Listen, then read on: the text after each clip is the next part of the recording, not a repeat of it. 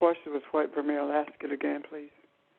My question is, yesterday we talked about the alignment of the planets, and I'd like to know again what the opportunity is for us with the alignment of planets. According to the ancient astrologers, the alignment of planets speak to an infusion of energy into the earth, and it also speaks to the gods increasing. No, I'm sorry. The energy speaks to the idea of the gods who are influencing the people of the society. So what it's actually saying is that the deities who are influencing mankind are receiving an influx of energy from the universe.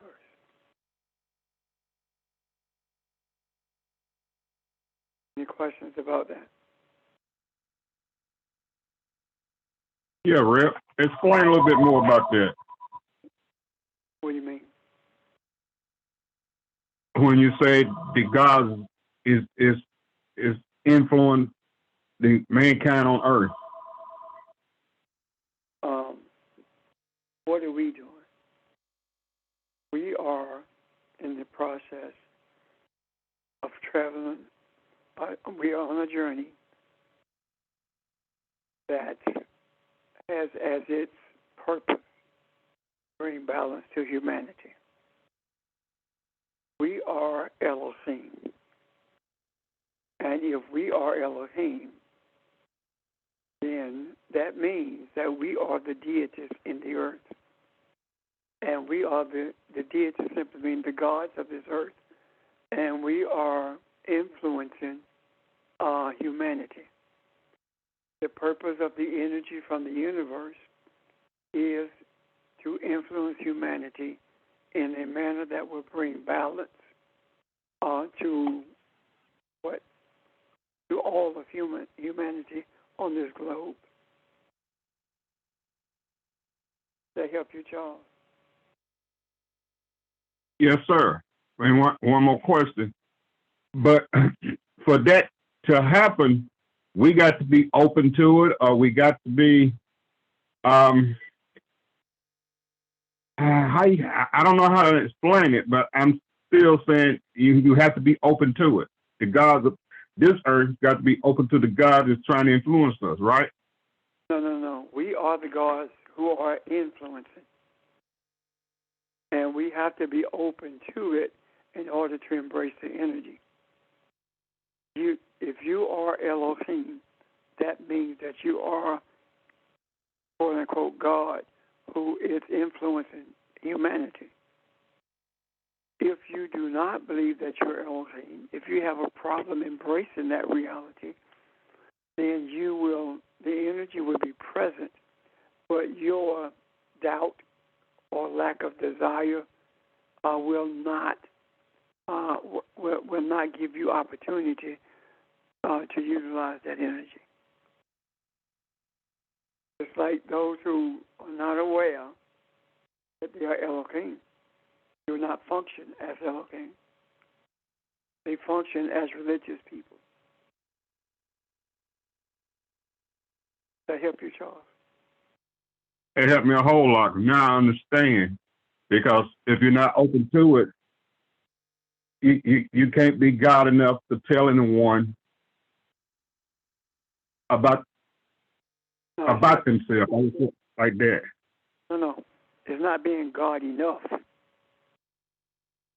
Either you recognize that you are or you're not.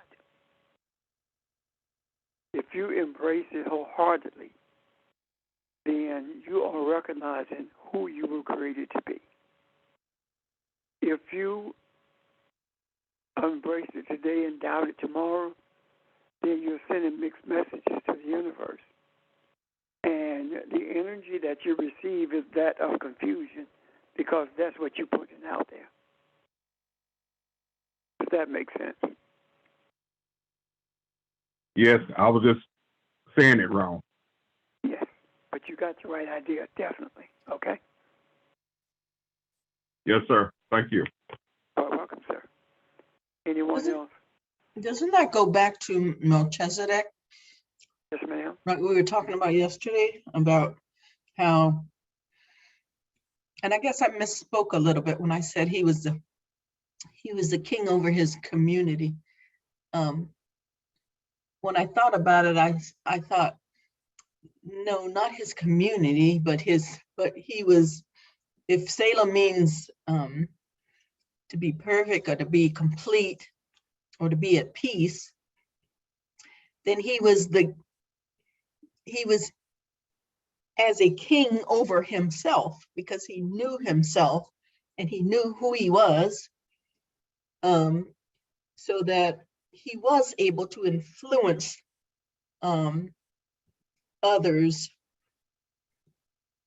and he was able to receive what the creator was giving all along, because he knew who he was. Right. So am I on the right track with that? You are. Okay. You know what? The question that I have is, why is it, or how is it, that Abraham knew to render the tithe to him? What does that mean? If I remember correctly, that is the first mention in the scriptures of one of the prophets, or one of the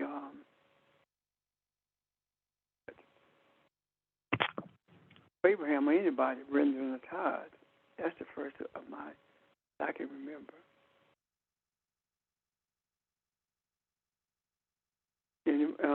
Anyone remember an instant prior to that?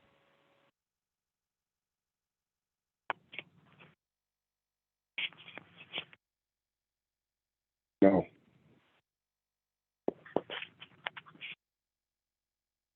No. So the tenth, what is a tenth? The tithe. The tithe is an act of respect, an act of recognizing the divinity or the message, the divine message, a messenger. And it is for the purpose of sustaining the messenger so that the message can continue. It also frees up the messenger from having to be under the pressures of others from whom they would receive an income. So this whole thing with Abraham rendering the tithe to Melchizedek was actually all of us speaking to how important it is to recognize the presence of divinity in your midst. Abraham had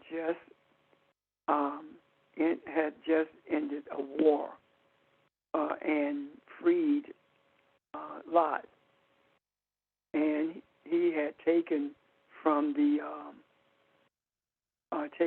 from those who had been conquered, and what he did with that was render that tithe, recognizing that divinity. Does that make sense?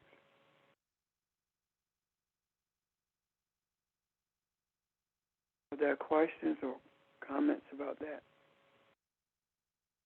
Do you understand it? Does it make sense? Yeah, I understand that. My question then is, because he did it for righteous reasons, was their tithe then established in the earth by Abraham? That's what it appears to be, yes, sir.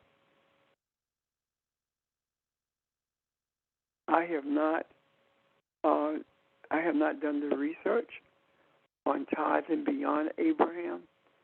I did do the research on tithing throughout the scriptures and taught it for months. I think it was like 14 months it took me to teach it. But beyond Abraham or prior to Abraham, I have not done the research to be able to talk intelligently about the origin of it prior to Abraham. Unless someone else has. As far as I know, you're right, Ron. Abraham was the first who established it. Any questions about that? So it's interesting because how did Abraham know to do that? Because Melchizedek didn't ask him to do it. Right. And as far as I know, they never really had any conversation except for like casual conversation, if I'm recalling right. Honestly, Audrey, Hmm. I said that I had not done enough research on it because Right. I'm thinking that Abraham may have learned when he went through Egypt about the tithes and been informed about Melchizedek. I am not sure, but Oh, interesting. very much so. Very much so. But Well- didn't Melchizedek meet Abraham after his battles? That was part of his ordaining after he conquered his enemies, and he basically made him a priest at that moment. Or I guess when he got done with this battle, he basically ordained him as a priest. What do you mean? Melchizedek. Melchizedek, Abraham. Oh, you said Melchizedek ordained Abraham. Yeah. He basically, placed him in his position, I guess his position of power once he conquered his enemies. I can't remember the exact wording, but I thought he just said that, now that, you've done this and what you've asked for, but he seemed like he, basically ordained them at that point. So it appears then that because Abraham was engaged in a righteous cause, that the ordination of the presence of Melchizedek at the end of the battle or the war speaks to the authentication of the righteous task that Abraham had completed. Does that make sense? Yes. Do you see anything else in there, S?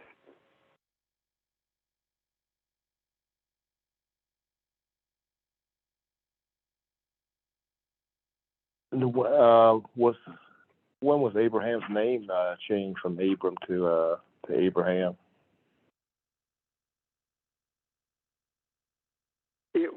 It had to have been changed prior to the battle because it doesn't say that Abram rendered the tithe. It says Abraham. And I do think that if that was the case in terms of the anointing for priests, and it is, then that also speaks to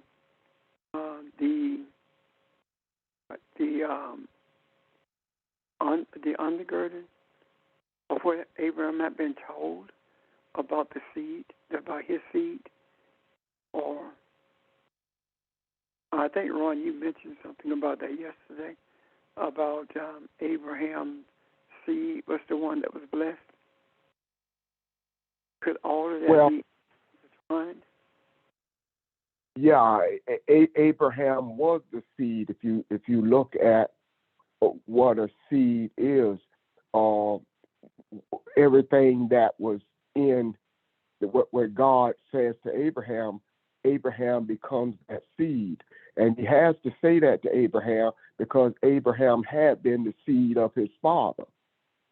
So, I mean, yeah, it came from his father. So with Abraham choosing to turn and follow God, God says, you are my seed, not in those words, but his blessing of Abraham, what he says to Abraham, Abraham becomes that seed. And everything in a spiritual sense has followed God, who is in walking in that line, in that way, becomes a part of that seed. So everything that came before and after him were in the lineage of Abraham. So it just took it from a physical thing to a spiritual thing. And a seed, if you look at it from a spiritual perspective, it has no beginning or end. Oh, looking at it from that, Ron, and of course all of us, Melchizedek had no known origin, and no one knew where he came from, where he went. Which means that no one can do a lineage in terms of Melchizedek's birth. So if we are looking at that Melchizedek principle in regards to the Africans who were enslaved in this nation, the descendants of the Africans who were enslaved in this nation, then that in itself speaks volumes to something else. If there is no mention of his origin, then he is totally spiritual.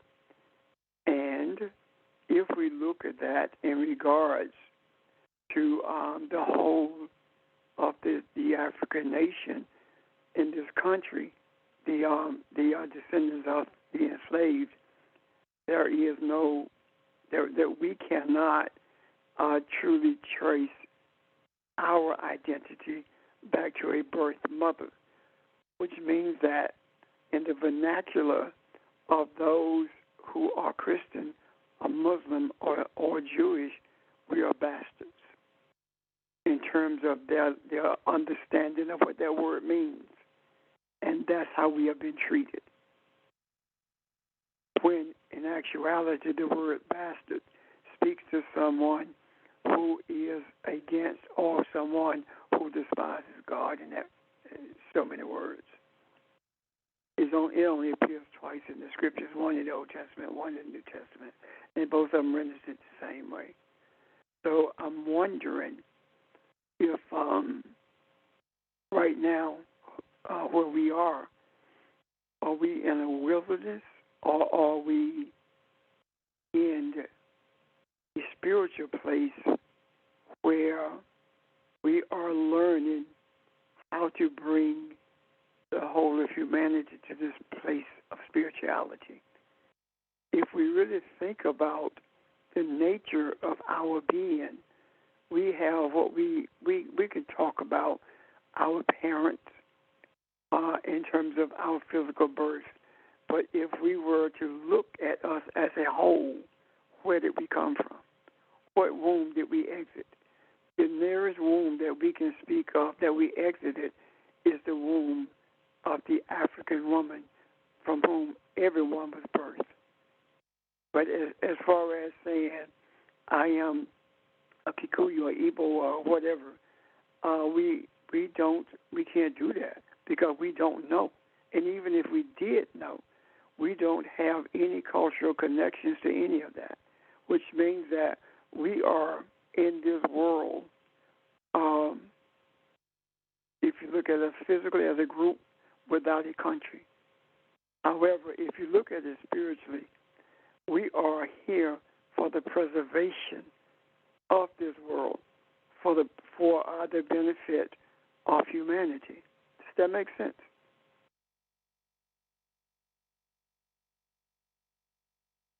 Makes perfectly good sense.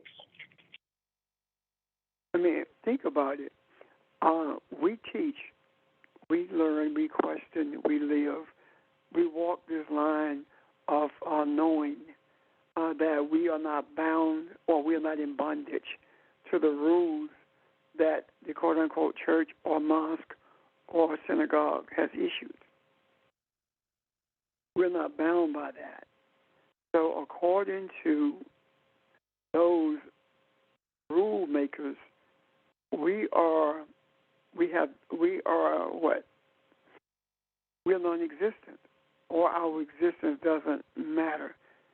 It's almost as though we are dead to them because we don't follow their dogma, and their doctrines have been uprooted as much as we can from ourselves. So that means that we are in a space all alone, really. And I do not believe that the space that we are in is a wilderness any longer. I believe that the space we are in is a spiritual place, spiritual space, and the only time that we are truly seen is when someone needs us for something. When you walk into a store and somebody begins to tell you about all of their troubles and asking you for the guidance, that's when they see you. Other than that, they don't see you. And when you are called upon to be in positions that's going to make a difference, and the only time that's done is when it's beneficial to someone else, when they ask you to do that, that's the only time that you're truly seen. And the question becomes, are you seen because they respect who you are and they respect your journey in this earth? Or are you truly seen because they recognize that you have the ability to execute plans and to lead people that they don't have? Or are you being shown to them by the universe so that you can impart your divine energy in them, with the hope of opening their eye so they can see themselves through you? Any questions about that? Comment? I have a comment, Rev. In the Bible, I don't know what scripture, I will get ready to look at it. When Jesus get ready to go to the other side, and he didn't recognize the people until they call on him, and that's when he recognized them. You understand what I'm saying?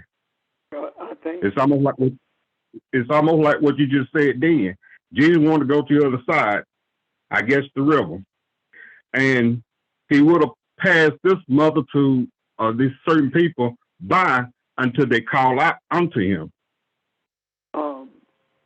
is that they recognized him. Right. Right.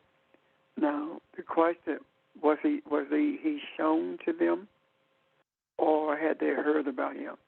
Keep in mind, the only people who called out to him were people who were in need of him. You know, we get caught up in, well, you don't call me until you need something from me. What's wrong with that? That's the only time they called Jesus. The centurion didn't call on Jesus until he wanted his daughter brought back to life. The dude with the leprosy didn't call on Jesus until they wanted to be cured. The woman with the issue of blood didn't touch him. They didn't go near him until she wanted to be healed. I mean, so what's the difference in someone calling on us only when they need something? Think about it. Who else would they call on?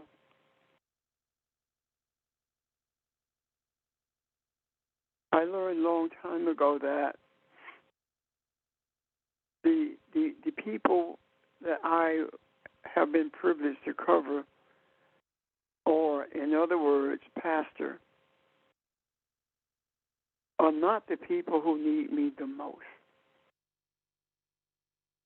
It's the ones who will call me in the middle of the night, or those who barely spoke, but when they needed me, they knew where to find me.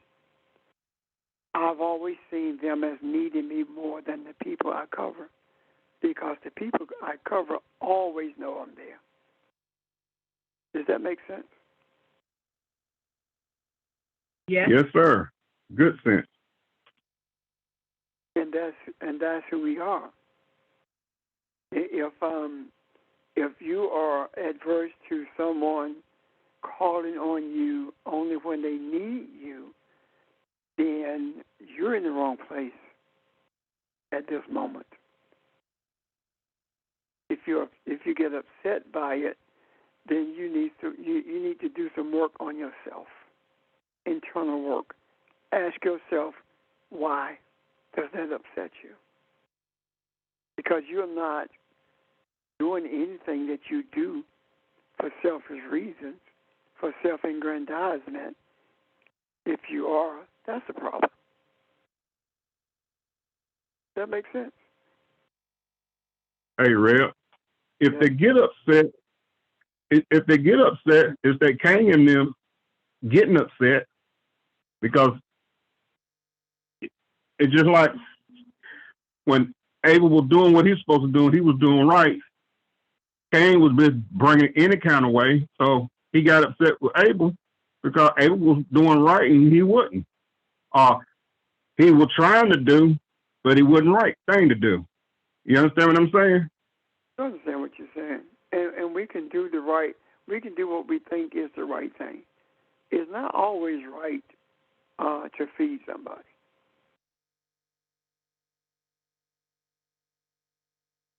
It's not always right to feed someone, because you can very easily become a codependent, and they have no desire to do anything for themselves. That's why we talk so much about you have to feel it before you do it. If you don't, then it does not necessarily mean it's the right thing for you to do. So this whole idea of being the essence of Melchizedek speaks to the reality of your presence in the midst of anyone who needs you, or anyone who is making every effort to be one with the universe itself. Abraham was traveling a journey in search of understanding a spiritual God as opposed to a God made with hands. And Melchizedek was that spiritual entity that seemingly was forever present without Abraham even knowing it until the encounter after the battle. I definitely would like to look deeper into the tithe thing with Melchizedek, and the reason I say that is because if we can find the first mention of tithing within the realm of spiritual beliefs, like spirituality before religion, then I think that we'll get a better understanding of the journey of Melchizedek and the purpose for the essence of Melchizedek recognizing itself.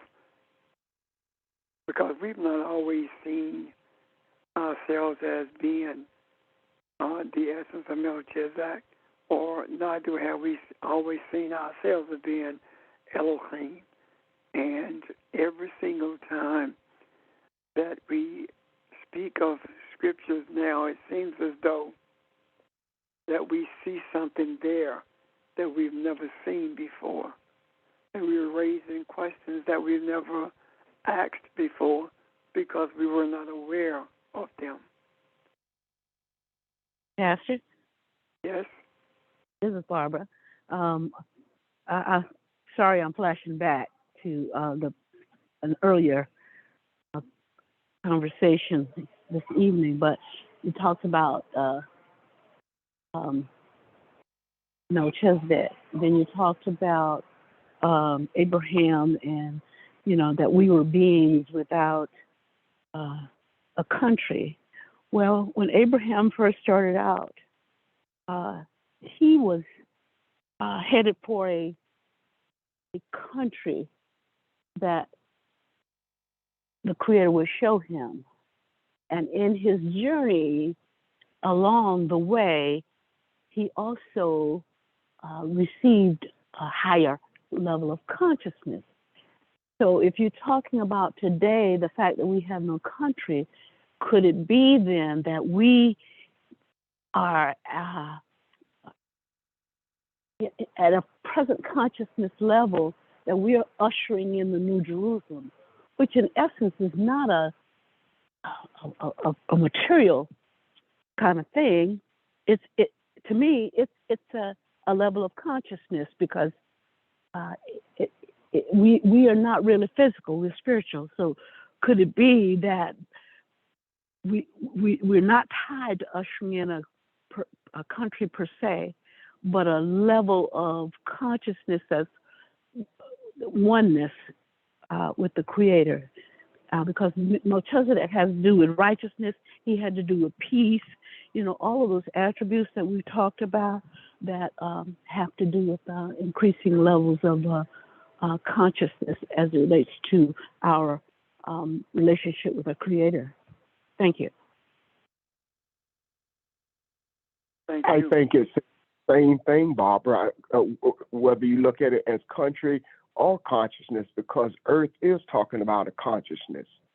It's talking about a place of awareness. So when you say that, then you're saying that we are responsible for taking you to a new country. We're responsible for ushering in a new place of awareness, a new level of consciousness in the earth. I think that lines up very, very well with what's being said. I just want to make sure that when we say country, that people who are listening don't automatically go to a place or a location. So thanks. That's exactly what I'm saying. Absolutely.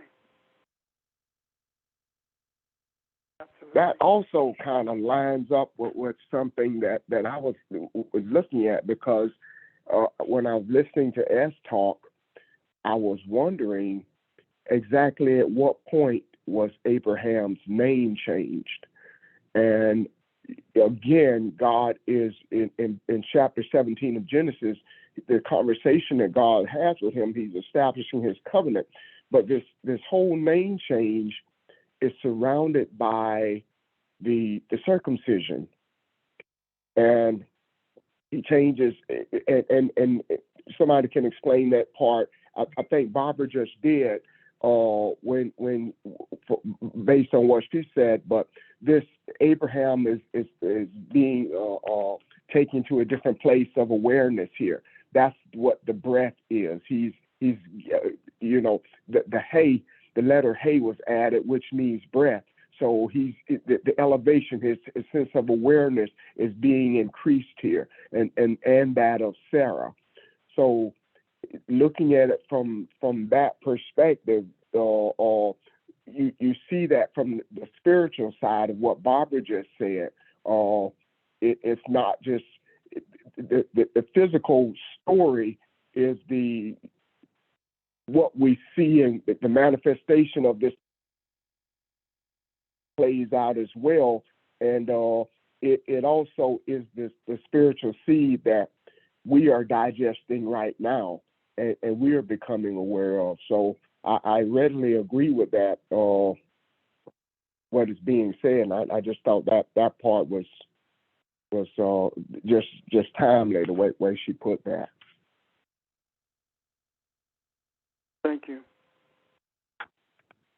Anyone want to add to that or ask any questions about it? Not Um, just that. Go ahead, dear. I was just looking at Melchizedek in Genesis 14. I think it's 18 through 20. And it says that Melchizedek brought, well, I'll start at 14 and 18 through 20. And Melchizedek, king of Salem, brought out bread and wine. He was the priest of God Most High. And he blessed him and said, "Blessed be Abraham by God Most High, maker of heaven and earth. And blessed be God Most High, who has delivered your enemies into your hand." And Abraham gave him a tenth of everything. So, but I was looking back at what does bread mean and what does wine mean? And bread means basically the word, the Torah, the word, and wine represents growth or a growth process or aging process. So to me, what that's saying is that Melchizedek, in speaking to Abraham, and because of who Melchizedek realized himself to be in his speaking to Abraham, the bread, he helped Abraham realize who he was, which is the wine, the growth. So, and with Abraham realizing who he was, then I think in his subconscious and then his consciousness, he realized that giving the tenth was a good thing to do. Because Melchizedek said he was blessed and that God was blessed.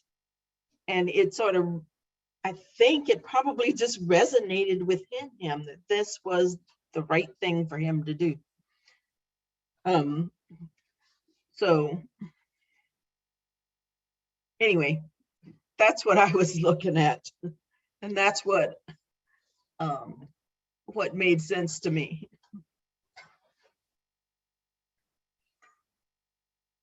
Okay, I'm done. Comments or questions? So I'm just wondering, just out loud, this kind of brainstorming here, in looking at this from a spiritual perspective. Then, could Melchizedek be and just for sake of this conversation, me using the word higher self, could Melchizedek be the higher spiritual side of Abraham that he comes in contact with, that he realized this is the point where he recognizes who he is and what this journey is truly about, and he starts to see it from a different place inside of himself, and so the giving of the tithe is just a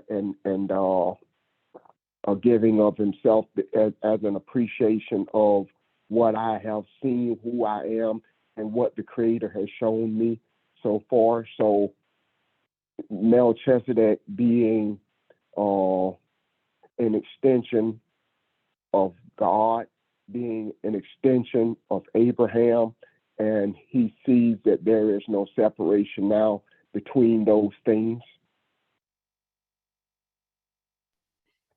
I'm kind of with you on that, Ron. And that's what leads to the name changing and kind of establishes the rest of the journey. You know, to Audrey's point there, I mean, Melchizedek is probably at a space and time or a point where he truly understands who he is. He, at that point, knows that he is Elohim, and he's really made Abraham aware of it at that point. And if you go back to the need and sort of the purpose of Elohim is really to reset what happened in the garden. So what if at this point, and we also know that Jesus is ordained in the order of Melchizedek, is that is the symbolic or representation of Elohim in the highest form. And it's just at that point there's a validation or awareness of who you are and what else is to come. And so Abraham is communed and blessed and ordained. And like Audrey said, there's sort of a process. I don't want to say a ceremony, but the sort of the veil being pulled back and the understanding of that he is truly Elohim too. So for Abraham, that is his moment where he truly recognizes he's Elohim and it's validated by Melchizedek. And so when he ordained Jesus later on, I guess the second or third time it's mentioned, it's also in pure righteousness in an attempt to reset what happened in the garden with Adam. Does that make sense? Yes. Yes. Hey, this is Barbara. I tend to agree with you both because Jesus was not in the line of Aaron, the line from which priests came. But he, as you said, was considered a priest in the order of Melchizedek. And so it had nothing to do with lineage. It had everything to do with the spiritual essence and the Father, our spiritual Father. So I agree with you that Melchizedek was sort of a symbolic of the essence of the Creator. So I have a question. As we all are, thanks. I'm sorry, Barbara. I apologize. I'm done, thank you. So am I Melchizedek? That's what I want to look at this moment. Based upon what Jesus said, when Barbara said that Jesus was a priest after in the line of Melchizedek or something like that, that raised something within me about all of us have the opportunity to be as Melchizedek was and is. Because Jesus said, not only will you do what I've done, but greater things than these, which means that we would have to be as he was in order to do what he did. And that means that we would also have to be the essence of what Melchizedek is. Does that make sense? Or does that answer you, Evelyn? It does, and I feel that so deeply. Go ahead. I'm sorry. I'm sorry, Evelyn. Well, I was going to say, I feel what Pastor is saying so deeply and what everybody else is saying is just resonating with me. And I just feel it in my heart chakra, what you guys are saying, because it's so powerful.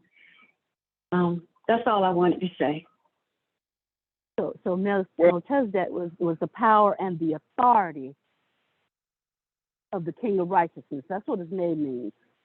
But, so he functioned in the power and the authority of the King of Righteousness, which is where we should be as Elohim, functioning in that same authority of righteousness, peace, and in the authority of that as well.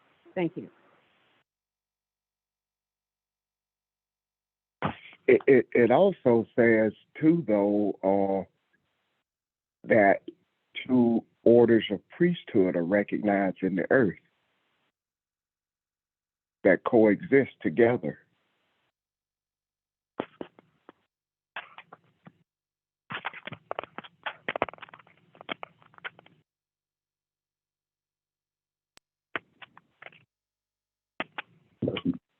Rhea, it is when Melchizedek came in to do the communion. Did that communion when he was doing it? It was preparing him for for the journey that he was on. I believe that communion brings earth and heaven together, or the spiritual and the material together. The material being bread, which is the sustenance for this body, and the spiritual being wine, which represents blood, and the life of the man is in the blood, which means that the spiritual essence of his being is represented by the blood.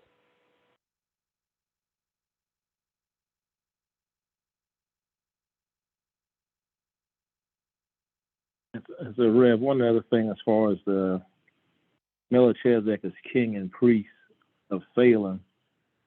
So literally, Salem is Jerusalem down the line. So where's the connection there too? Do you tie that into the whole awareness of the understanding of new heaven, new earth? Because Salem ultimately becomes Jerusalem.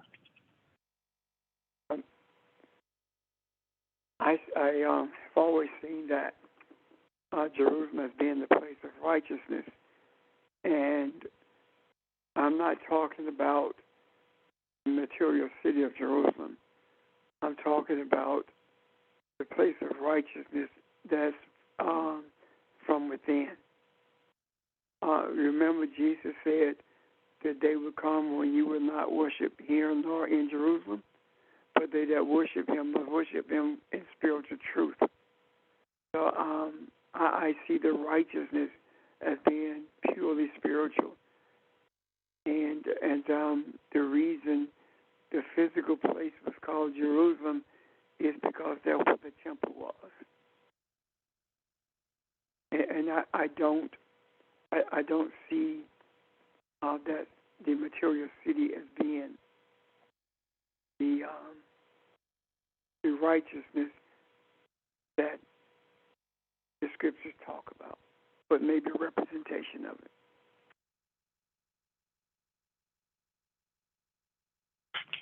So what's your definition of worship, Pastor? Well, worship is actually submission.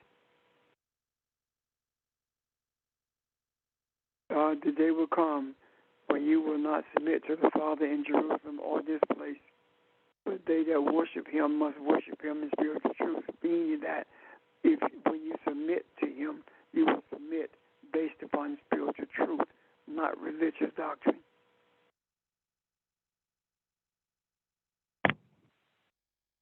Help you? Yes, sir. Thank you. This is for Mel. Real. Going off of Go ahead. what you just explained, worship, is that not what Abraham did when he tied it to Melchizedek, recognizing the truth? Yes, submission. Yes. The reality of that tithe is that it's been corrupt so long until we don't even know what it means anymore.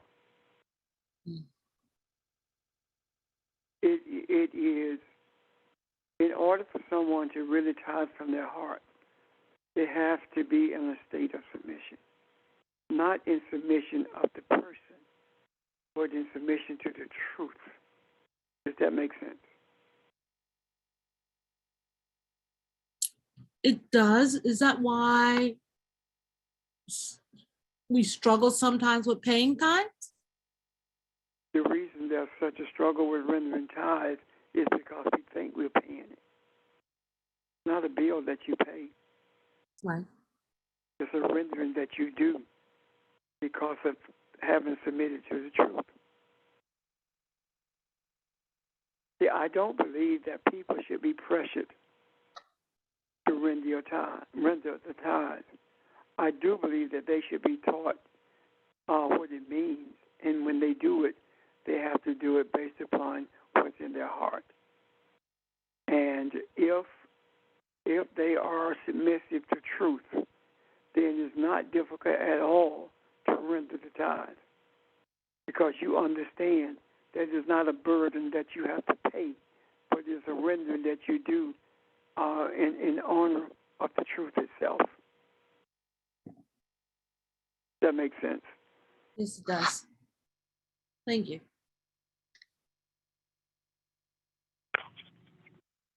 It's Ron again. I want to.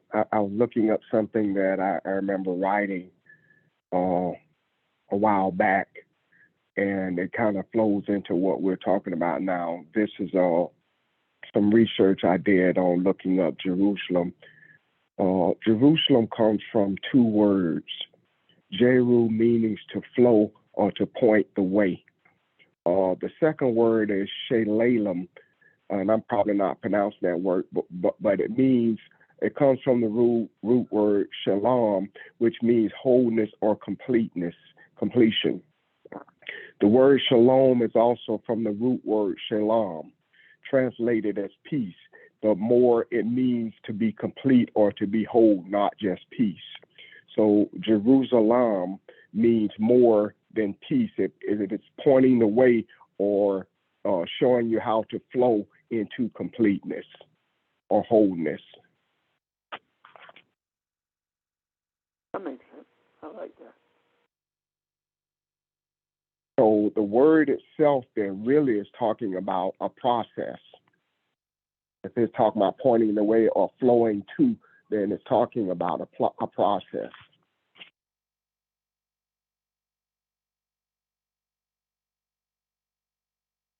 Any questions, comment about what Ron just said?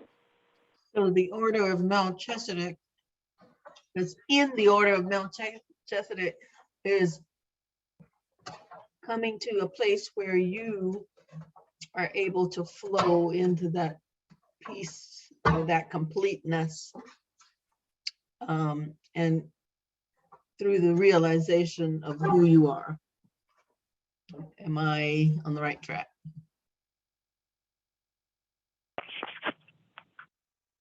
I would say yes, that's exactly. Which means that the flow is continuous.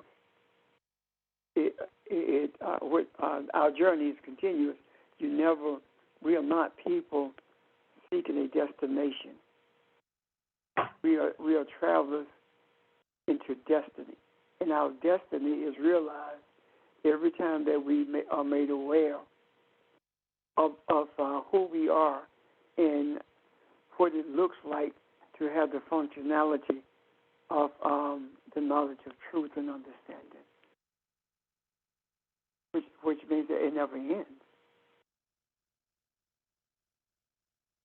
Correct. Which kind of speaks to another point that I just mentioned, the two priesthoods, and I got that from what Barbara said a minute ago, that Jesus came through a different order of priesthood, not following the other one.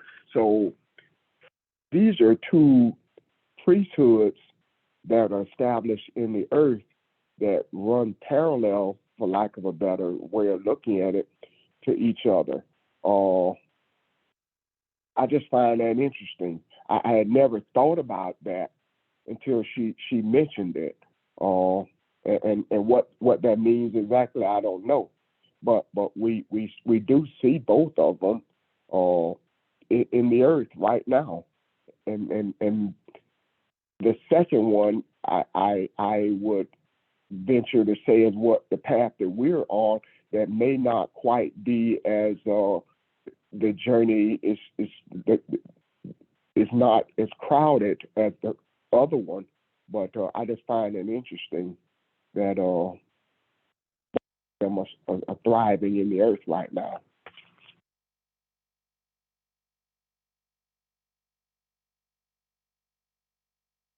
So what does all of this mean?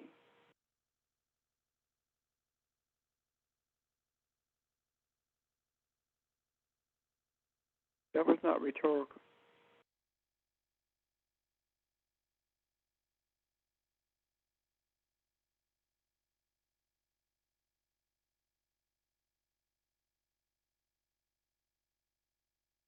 All we've talked about in the last few minutes about Melchizedek and Jerusalem and and Jesus and in relationship to us, what does all that mean?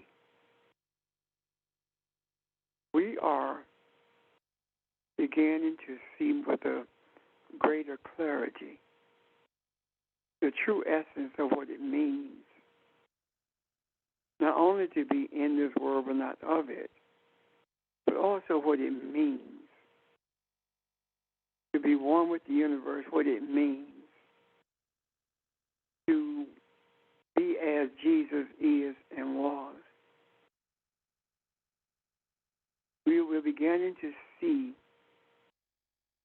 that just like righteousness is spiritual, that the true essence of our lives is spiritual as well, regardless of how hard we work to make them physical. Life is not physical at all. There is no such thing as physical life. Life is always spiritual. And life being always spiritual, righteousness is always spiritual, and so is love. Those things that are spiritual escapes any definition that any man can offer. It is extremely difficult, if not virtually impossible, to even describe what it means, what life is, what love is, what joy is. Those are things that we experience, and I do believe that for the first time in most of our lives, we're beginning to think spiritually, and we are beginning to sever our roots with only this material world and realize that simply because we can see with our eyes and feel the ground beneath our feet, it simply tells us that we are in this world, but it doesn't tell us where we came from. What tells us where we came from is understanding, as Melchizedek, there is no origin. Yet, we are able to come to those who are seeking to understand their journey, come to them in a physical way to lead them to a spiritual reality. That's where I see us being at this moment. I see this moment as being experienced like no other people in this earth has experienced it before. Not because it was not available, but because choices were made to be accepted by the majority as opposed to a decision being made to embrace our Creator as we are embraced by our Creator, without regard to whether or not we are accepted in religious settings, political settings, educational settings, or in relationships, period. Why? Because in order for us to be truly in a relationship with anyone, we must first be able to relate to ourselves.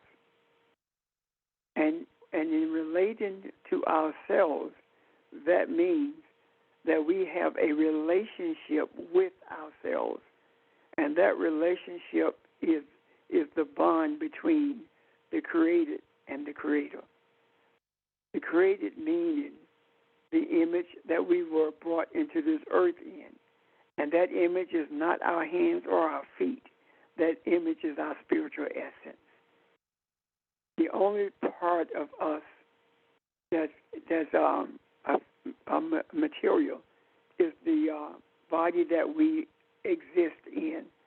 And the only reason that is so is that it gives us something that does not exist in the spiritual realm.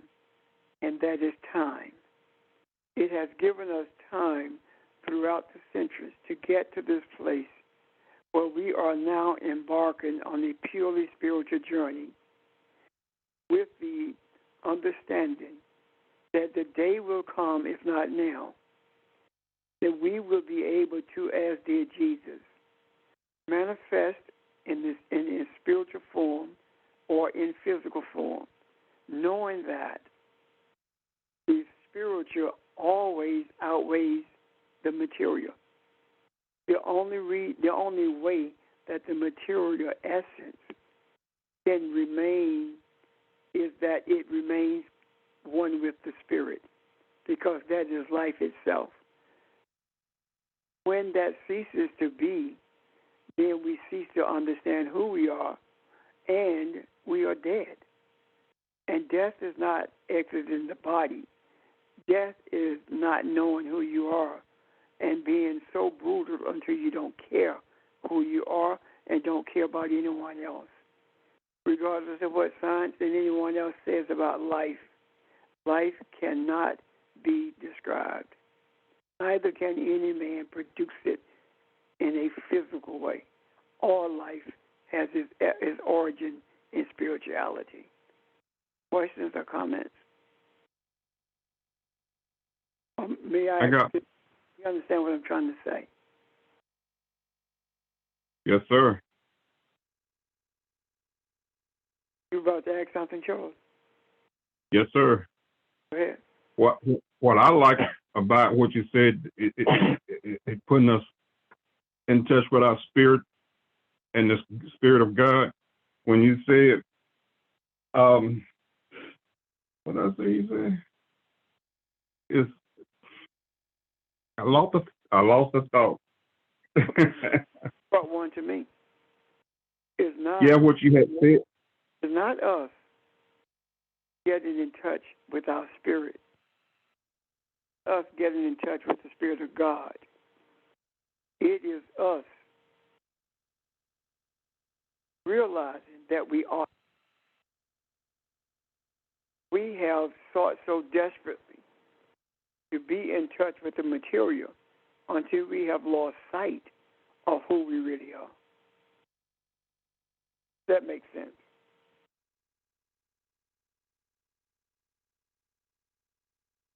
Charles? I have it now, Red. Okay. When you say spirit, true, most people be saying spirit and true. But when you say spirit's true, that locks you in more tighter. You understand what I'm saying? Yeah. It ain't no and in between it. Oh. Ain't nothing between it. Right.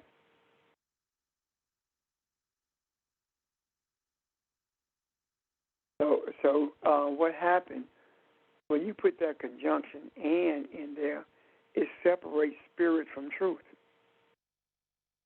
and truth is spiritual, and that which is spiritual is truth.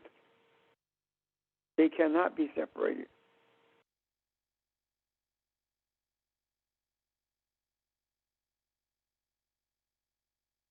Make sense? Yes, sir. Because I didn't understand it, and when you kept talking, and I caught it. I said he ain't put no and in there like most people put that and in there. So I'm saying that you ain't separating it. It could climb. I mean, you can't see the end or the beginning. That's right.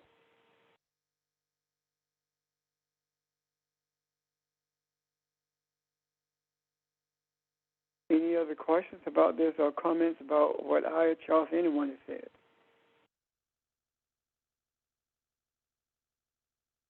So are you able to see what all this means to us? Question I raised earlier.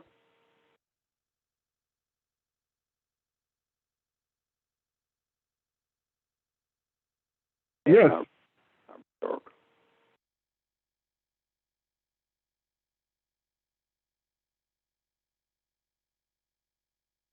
Okay. Any other questions or comments? Pastor, to me, it's pretty profound because it's very simple, but somehow we make it so complicated and difficult. We don't get out of our own way. Education, right? Yeah, education, religious dogma, all of that. But it's just simply understanding, coming to a real realization, the true realization of who you are. Yep.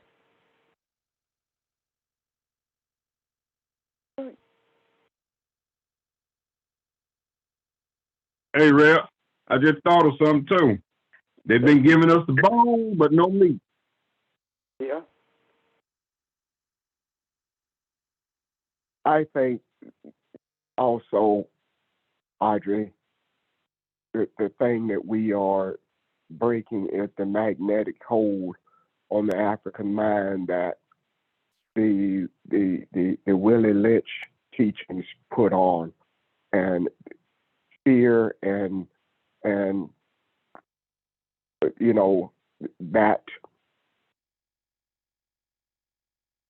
attitude that I am correct in everything I say and do has been just etched in our minds, and it influenced our education, it influenced our religion, and I think we're really pulling away from that now, and we're seeing that a lot of stuff that we have bought into over the years, over the centuries, even beyond our ages, is stuff that we're unraveling. And I'm not saying that from a position of hatred. I'm saying that from a place of freedom of the heart and the mind, and just a refreshing is what I think we're going through right now. So I agree with you. We've made it complicated, but I think that was done to us intentionally. And I agree. now, I agree, Ron. yeah, we're seeing now who we truly are, and it is a refreshing sight. But you know what that's wrong? Yes, sir. It scares the hell out. I'm sorry, it scares people to death that we are seeing who we are. Yeah. Yeah.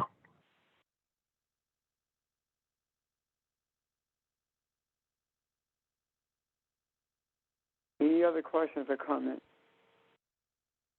I have an observation kind of along those same lines. I was listening the other day, last night actually, to some of the Juneteenth celebrations, and it was refreshing to see not only white kids but black kids as well saying, "I've never heard of Juneteenth," and these things I didn't know. And some of the celebrations, or most of them anyway, were talking about the history of slavery and what happened and how long this took place. And so it made me think of the whole thing of critical race, that people were just hell bound on keeping a cover on. It's going to come out anyway, because these kids are going to be hungry for it.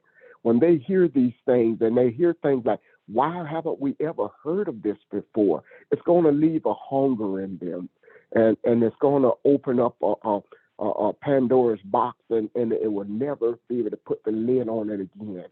So I just listened to that stuff last night, and then wow, they don't know how powerful this celebration is. They think it just we'll just kind of please them this one time. We'll give them a holiday and let them go on about their way.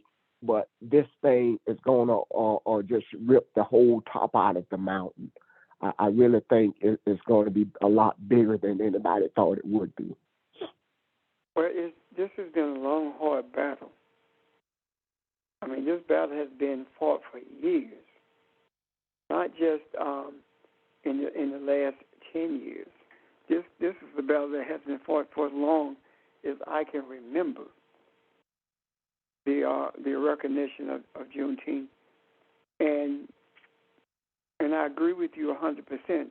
One thing about this is that the best thing that ever happened to the understanding of our history is to deny people opportunity to read it. That's when people are really interested in it.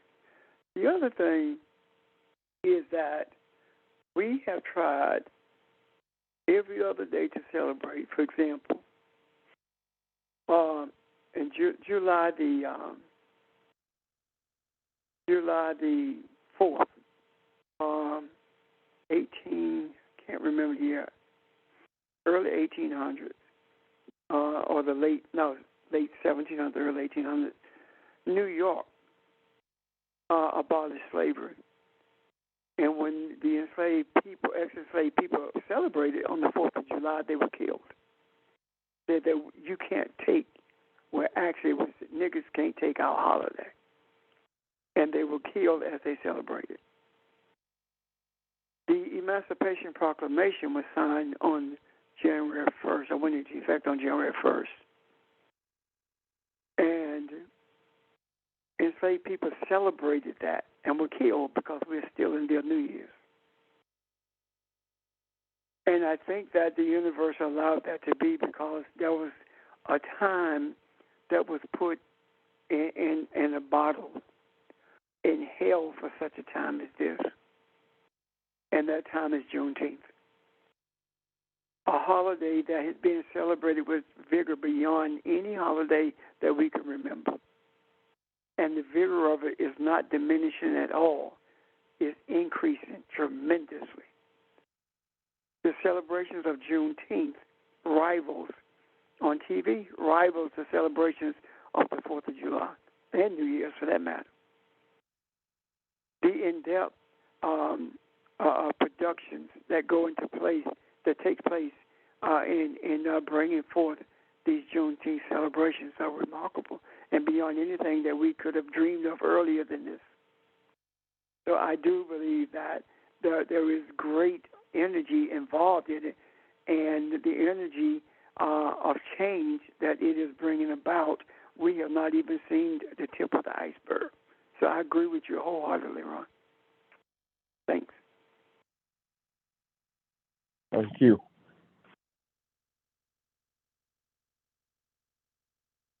Any questions or comments?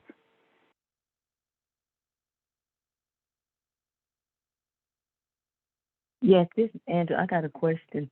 I had to get off for a minute, but I don't know if somebody asked the question, but this is in reference to tithing. So if we're not tithing, does that I'm gonna say cut off, but that's not the word I want to use. I'm just gonna say, what does it do spiritually? Does that I know what you want to say. Tithing cut off. Is that what you've been taught? Mm-hmm. No, tithing is about the commitment from your heart. Tithing is about you being submissive to the truth. The most difficult thing for people to part with is their money. And the Creator knew that from the beginning. For the love of money is the root of all evil. It is easier for people to buy a pack of cigarettes than it is for them to render the tithes. So that is a thing of the heart. That is about your heart commitment. And none of you on this phone has ever heard me beat up anybody about rendering tithe offerings. Never. I don't do that because I do believe that's between you and your values with the Creator. Because every one of us on this phone knows that it is a spiritual commitment. And whether we do it or not is totally up to us. Did I help you, Angela? Yes. Thank you. Any other questions or comments?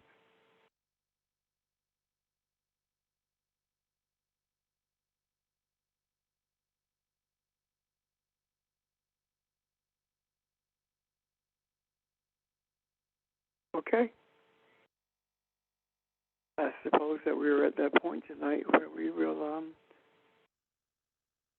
suggest that you write any questions you have in preparation for our meeting on Saturday. During the course of the week, of course, if there's something bothering you, make the call. If there's something, a question plaguing you, make the call. Send the text. Send the email. We'll do what we can to bring you an answer. So thank you and enjoy the rest of your evening. Thanks, everyone. Bye. Thank you. Thank- Goodbye. Thank you. Bye. Bye. Bye, Bye. everybody.